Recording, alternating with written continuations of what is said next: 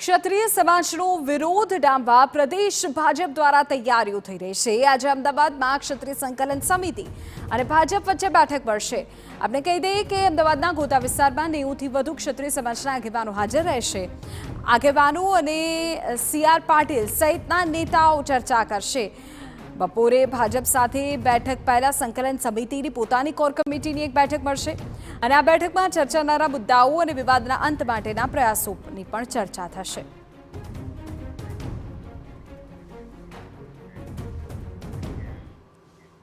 ત્યારે આજ મુદ્દે વધુ જાણકારી મેળવીએ અમારા સંવાદદાતા રોનક વર્મા આપણી સાથે અત્યારે લાઈવ જોડાઈ ગયા છે। એક તરફ ક્ષત્રિય સમાજનો વિરોધ છે અને બીજી તરફ રોનક હવે ભારતીય જનતા પાર્ટીએ પણ આજે બેઠકનું આયોજન કર્યું છે।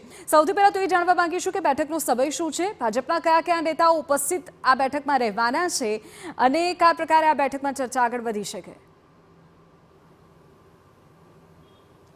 વિધિ છેલ્લા 10 દિવસમાં જે પ્રમાણે રાજ્યભરમાં વાતાવરણ બગડ્યું છે અને રાજકોટથી જે લોકસભાના ઉમેદવારે પુરુષોત્તમ રૂપાલા જે છે તેમના દ્વારા જે ટિપ્પણી કરવામાં આવી અને તેમની ટિપ્પણી બાદ ક્ષત્રિય સમાજમાં જે પ્રમાણે રોષ જોવા મળી રહ્યો છે, ન માત્ર રાજકોટ પરંતુ હવે ગુજરાત અને દેશભરમાં પણ જુદી જુદી જગ્યાએ વિરોધ થઈ રહ્યા છે। તે પહેલા હવે જે સ્થાનિક કક્ષા ઉપર સમાધાનના પ્રયાસો બાદ કોઈ પણ પ્રકારનું નિરાકરણ ન આવતા આખરે પ્રદેશ ભાજપ અને અન્ય જે આગેવાનો છે તેમની મદદ લેવાઈ રહી છે।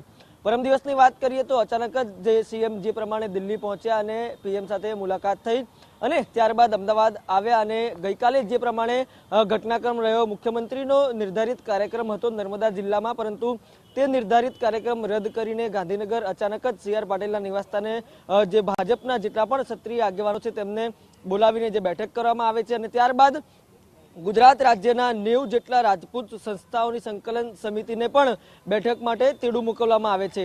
ત્યારબાદ આજે જે તમામ 90 સંસ્થાઓની સંકલન સમિતિના આગેવાનો છે તેઓ જે ભારતીય જનતા પાર્ટીના ક્ષત્રિય નેતાઓ છે તેમની સાથે બેઠક કરશે અને ત્યારબાદ જે પણ સમાધાનકારી વલણ છે તે આગળ વધશે।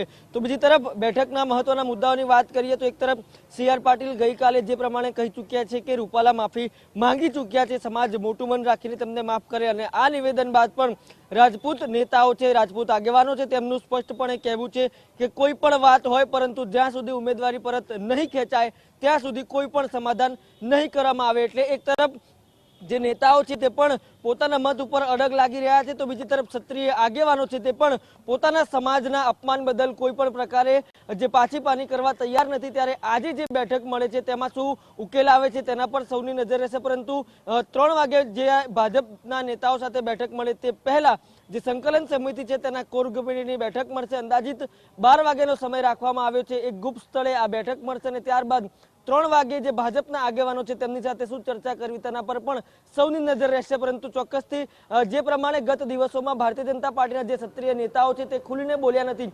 એક તરફ રાજવી પરિવારો છે તેઓ પણ ક્ષત્રિય સમાજના સમર્થનમાં સામે આવ્યા છે, પરંતુ ભારતીય જનતા પાર્ટીના ક્ષત્રિય નેતાઓ છે તેઓ ખુલીને સામે આવ્યા નથી। ગઈકાલે પણ અમારા જે સહયોગી છે તેમણે વાત કરવાનો પ્રયાસ કર્યો પરંતુ ખુલીને કોઈ પણ નેતાઓ છે તે બોલવા તૈયાર ન હતા। પરંતુ આજે હવે જ્યારે બે બેઠક મળવા જઈ રહી છે ત્યારે આ પરિણામ શું આવે છે, આ વિરોધની જે આગ છે તે ઠંડી પડે છે કે પછી વિરોધ હવે વધુ ને વધુ થાય છે તેના પર પણ સૌની નજર રહેવાની છે।